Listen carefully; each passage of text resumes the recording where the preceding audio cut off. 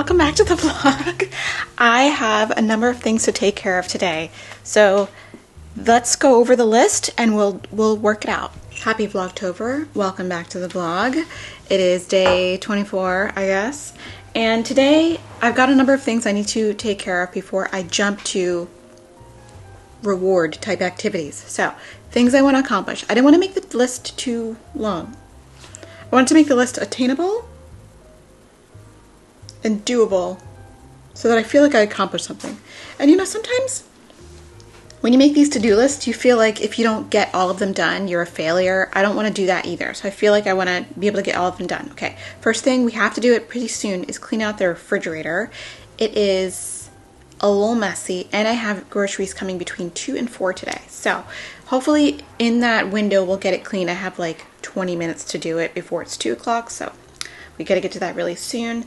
The second thing I want to do is fix up my hair care cabinet, as far as maybe trying to fit my Rev-Air hair dryer in there. This is now the third video I've mentioned my new hair dryer. Sorry, there's so much Rev-Air content, but it's what it is. I think it should live in there. And we're going to do the best we can because I'm not using a lot of like, well, you know what? We're going to try it. Third thing, I would like to, if I can, make some content. That means film a video. Now I have the Animal Crossing video to film, and I have like an updates video to film for the other channel, so maybe I can do one of those and save the other for the next day. And the last thing I want to do is practice a little bit. Half hour, no big deal. Maybe either like the Messiah courses or like start to look at my next like gig, like paid gig. I should look at some of that music. So that's 4 things. I think we can do it between now and 5 o'clock. Let's go. I'm gonna put some music on because that makes me feel a lot better.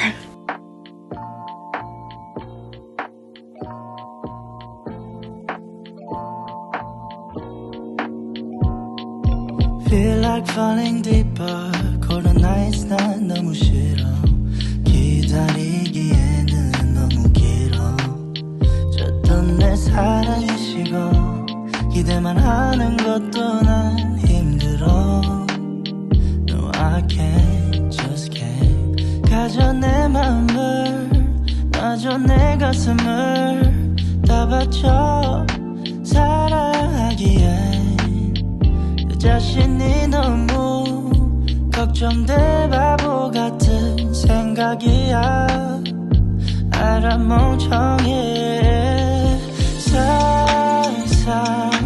상상만으로도 좋은 상상. Literally just in time because Whole Foods just texted me and my delivery should be here soon. So yes, we did that. Baby, can't you come with me? Can't you hold my hand and leave? 근데 있잖아, 너라면 다를까 생각이 들어. 해볼까 말까 내 다리가 걸어. Okay, grocery haul. Bag of kale, broccoli, one of my favorites, blue cheese, goat cheese, 2 Honeycrisp apples, they look good, 2 Bartlett pears, a mango. I got some Thai chilies. I didn't know they would be so small, but then there's so many of them. I didn't realize it was going to be this much. We'll work it out. Shishito peppers, jalapenos, scallions. More salmon fillets. I feel like I'm buying these every 2 weeks. Some crackers. And last but not least, coffee. We got churro coffee from Copper Cow. Cinnamon coffee, so good. Go through a lot of this. And Illy, which is just the best tasting, just like plain coffee beans ever. I just ran out this morning, so this is perfect timing. I almost forgot I got flowers. Little flowers.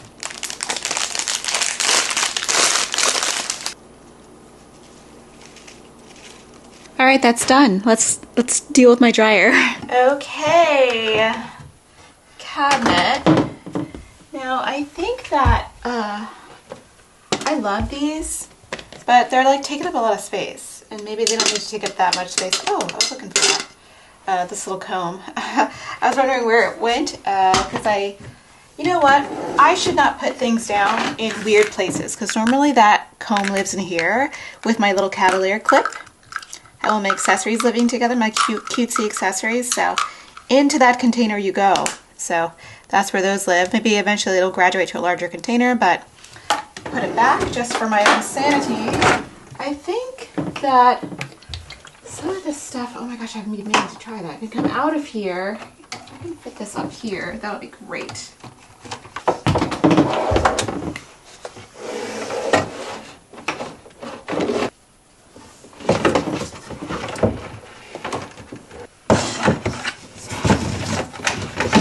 I think I can make this work. I think I can make it work. I'll see in a minute. All right, I got it in there. It's like way back there. It's not my favorite. Like, it looks a little crowded. It still looks neat, I guess, from here. And it's in there, yes, but I don't love it. I don't love the situation, but we're still holding on to the system and we're gonna keep it going. Cause I love having this here because I love turning this and like picking my whole, situation. I might need to repurchase this very soon because it looks like I'm almost out and this is like my favorite, but maybe that's an opportunity for me to use some of the ones that I use very much. I have been reaching for this one and this one a lot lately, so maybe I'll just go through before I purchase new versions of whatever I want. And this is just okay.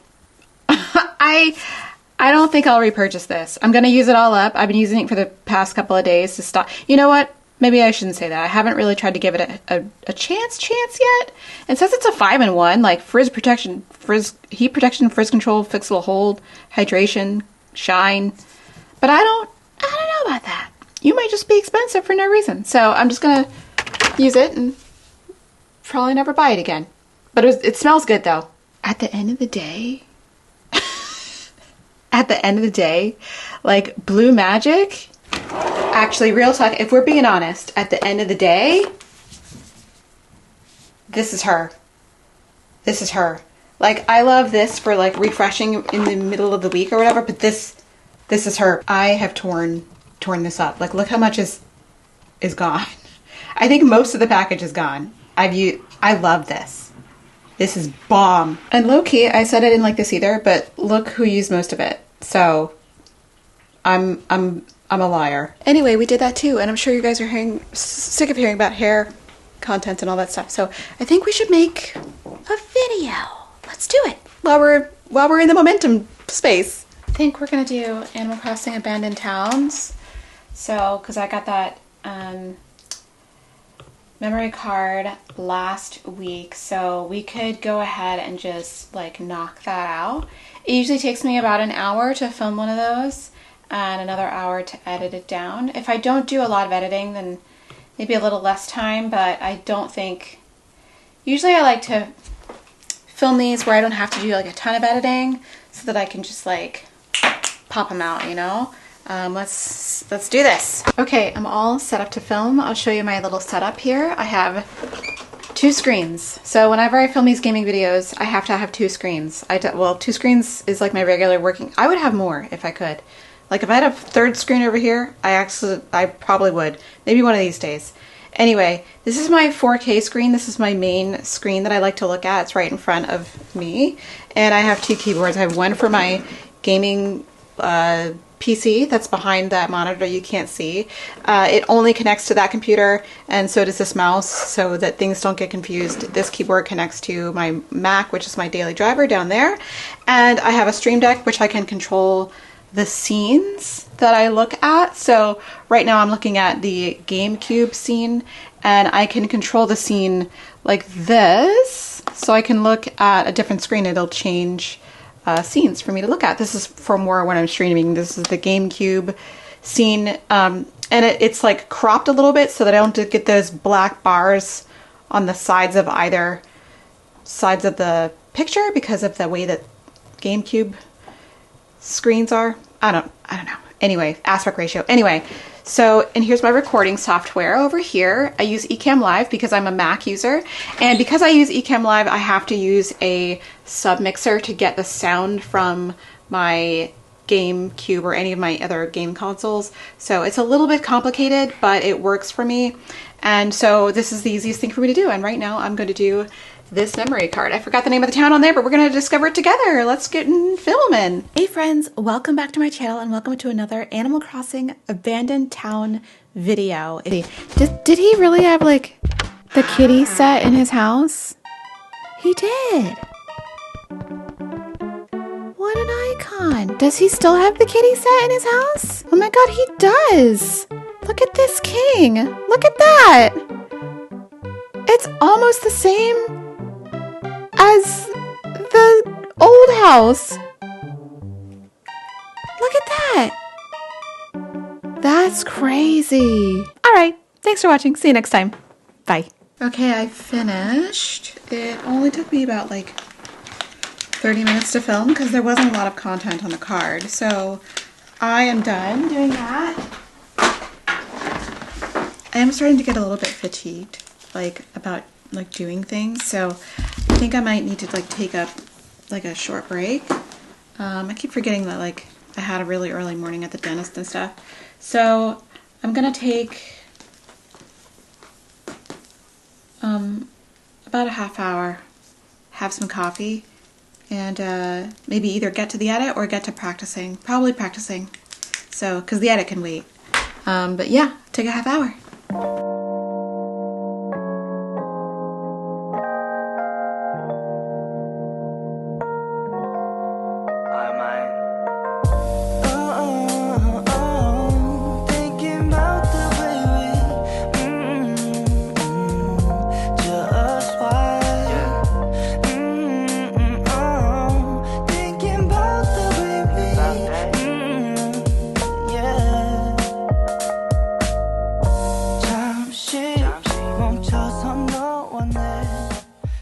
Okay, so it's 4:43. I ended up multitasking, had a coffee, sat down, and I was just like, my iPad's right here.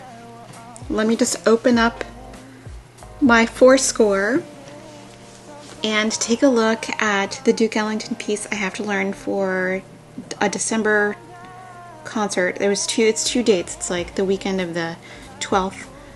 If you are anywhere near New England, if you're anywhere near New Hampshire, Manchester, New Hampshire to be specific, please come see it. But I'm doing a Duke Ellington piece called Sacred Concert. Now, here's the interesting thing about this piece. So, I'm an opera singer, so I don't typically find myself in spaces with Duke Ellington material. You find yourself with Duke Ellington material if you are in a music history class, or if you are in a jazz class, or American music studies class. And I appreciate it. I love jazz. Especially Duke Ellington was one of the most important people of color, and particularly black people, in the United States as far as American music is concerned. Take the A Train, hello. But I don't find myself in spaces where I actually have to be with it. And so when I got the offer to do this piece, I was like, oh, are you sure? Really? But the more I'm learning about the piece, I reviewed all the music, and I'm starting to be inside this musical world of Duke Ellington, right? So I don't know if I can describe this to you, but when you are in minds and spaces, musical spaces of individual composers, right? You can hear their sound. If you're a Michael Jackson fan, you can tell that's a Michael Jackson song, right? When you hear it, even if you don't hear Michael Jackson's voice, right? So I can tell if there's, even if I hadn't heard the piece before, that there's Bach, right? I can oh, that's Bach. Even if I have no idea of the piece before, because you recognize patterns, you know what the world sounds like. So having not studied a lot of jazz, I'm all of a sudden immersing myself again, for the first time since graduate school and college, in this beautiful world of Duke Ellington big band. And I might be hooked a little bit. And the fascinating thing about this piece, I think I didn't finish my statement. The fascinating thing about this piece is that it's written for chorus and soprano solo, right? And like big band. So the soprano solo is not like typical big band material. It's like somewhere in between. It's like, I don't know who it was written for. I'm going to find out. But it's written for a singer who has, you can tell, has classical training, has a really high tessitura. When tessitura is the word that we use when we describe vocal ranges. Like if someone loves to sing low, they have a low tessitura. If someone like me likes to sing in the higher places in my voice, I have a high tessitura. So someone with a high tessitura and someone who can sing in a jazz style, but who does have a trained voice. I don't know who this was written for. I have to find, you know what, let's find out. Okay, so apparently this piece, according to the internet, is like a mishmashing of pieces, and like it's made into an oratorio. So, and they say that the first performance was premiered by Alice Babs, who was a Swedish singer with a classical and jazz background. See? And I've seen her performances online of this, and it is phenomenal. So Alice Babs is mentioned here. Alice Babs, maybe, was probably the primary voice that Duke Ellington had in mind. Interesting. Anyway, it's fascinating, beautiful. So this is the first year of me like really stepping out of my comfort zone. I'm not like a crossover kind of person, but I feel like jazz and classical are not, it's not a crossover. It's more like they go together, but sometimes the thing with jazz music is that I often find that jazz musicians are way more in tune with each other and with music than a lot of classically trained musicians. Like jazz musicians, you could ask them to like do something crazy and they'll do it, and it's fascinating to me. And the musicianship level of jazz musicians en masse is insane, and that's why I'm a little bit intimidated by this entire project.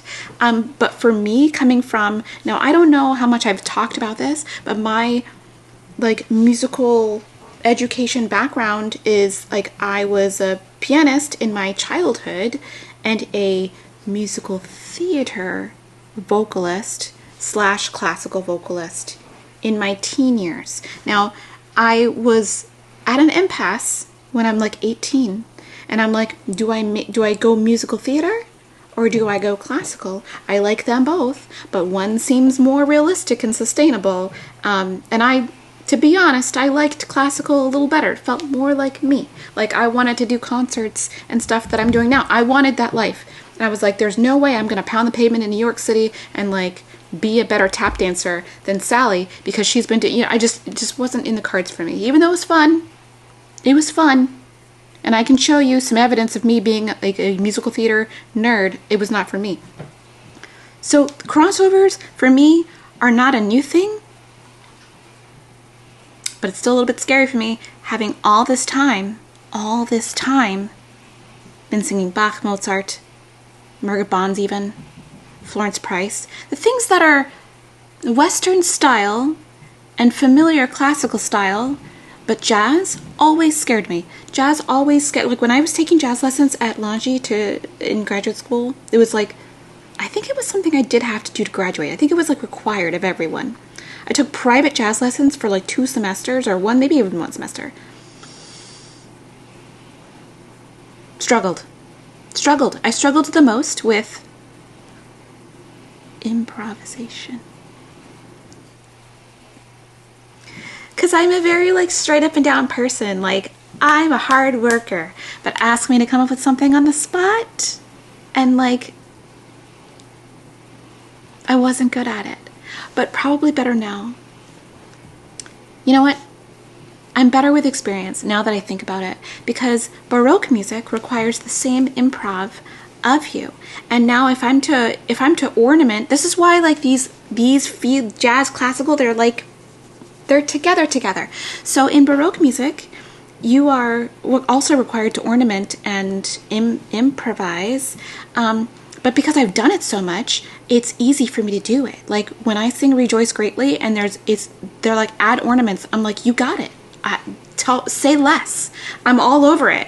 But when it comes to jazz, I'm just so not familiar. So I think that in order to get through this entire experience, it's time to sing some jazz standards. Anyway, that's what I've done. So I think, did I get through the whole list? Did I get through the whole list of chores? We cleaned the fridge. We dealt with the Rev Air. We filmed a video. Didn't edit, but we filmed a video. We took a break and we practiced. Hot damn. I think I've earned myself some Story of Seasons. All right, we did it. How did you do on your list of things to do? Let me know. So, attainable list. You love to see it. All right, I guess that's it. Thanks for watching and listening to me ramble. All right, bye.